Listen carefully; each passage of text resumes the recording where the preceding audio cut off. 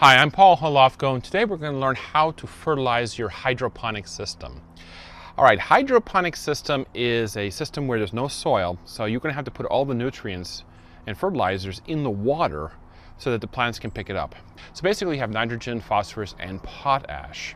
The importance of the three ingredients is the nitrogen will be for foliage, the phosphorus is for flowers and for fruiting, and the potash it's used for the root growth. So the higher the root growth, the higher the last number you have on the root growth is the highest. If you look at any type of bottle where you have these type of bottles for hydroponics, the numbers here, this is the nitrogen, this is the potassium, and this is the phosphorus. And this is the amount of percentages per volume of each of the elements. So in a hydroponic system, where you buy all three bottles, you'll actually see one bottle with just a high number of 2, a high number of the 1, or a high number of the phosphorus.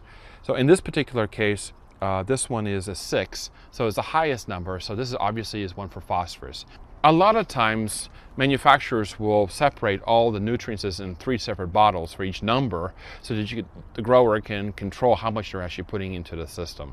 The amount of materials that you use is generally suggested in the back of the bottle, but in a general rule of thumb is a half a cap of stuff like a nitrogen is per 1 gallon of water, and then you just multiply that up for how many gallon system that you have.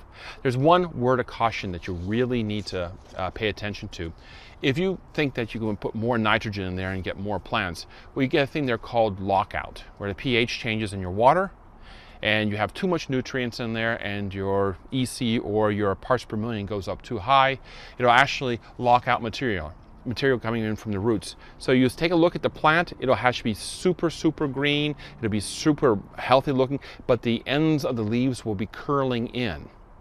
And at that time, it's best just to go ahead and pull everything out and start over again. Your plant will eventually die and will not fruit. I'm Paul Holofko.